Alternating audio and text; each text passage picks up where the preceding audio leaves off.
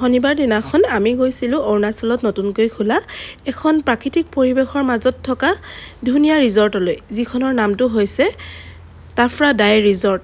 ৰিজৰ্টখন সোমাই এখন সৰু ব্ৰিজ আছে, সেই ব্ৰিজখন পাৰ হৈ এয়া ইমান ধুনীয়াকৈ লিক বনাই থোৱা আছে চাওকচোন, আৰু চবফালে ধুনীয়া বগা বগা ফেঞ্চিং দিয়া আছে, দেখিবলৈ মানে এটা বেলেগ ভিউ আহিছিলে, আৰু আটাইফালে সেউজীয়া পৰিৱেশ আৰু বিৰাট শান্তিময়।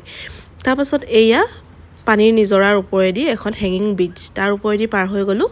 তাৰপাছত পাহাৰৰ পৰা বৈ অহা এয়া কুলু কুলু পানীখিনি দেখি মানে নিজকে একেবাৰে ৰাখিব নোৱাৰিছোঁ, কেতিয়া বোলো যাওঁ পানীলৈ। এইসমূহ কটেজ আছে, তাত আপোনালোকে বহি লাঞ্চ কৰিব পাৰে। তাৰপাছত গ'লোঁ ডাইভিং পইণ্টলৈ, বোলো ডাইৰেক্ট পানীত ডাইভ মাৰি দিওঁগৈ, কিন্তু মোৰ যে সেই সাহস নহ'ল।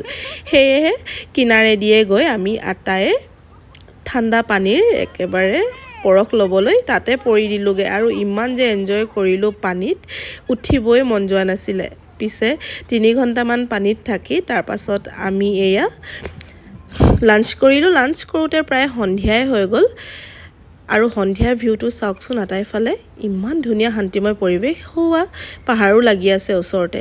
তাৰপাছত চেঞ্জ কৰি মেলি আমি সন্ধিয়া ঘূৰি আহিলোঁ, আৰু সন্ধিয়া লাইট জ্বলাৰ লগে লগে আৰু ধুনীয়া লাগিছিলে তাৰ পৰিৱেশটো। আপোনালোকে কিন্তু এদিন তালৈ যাব পাৰে।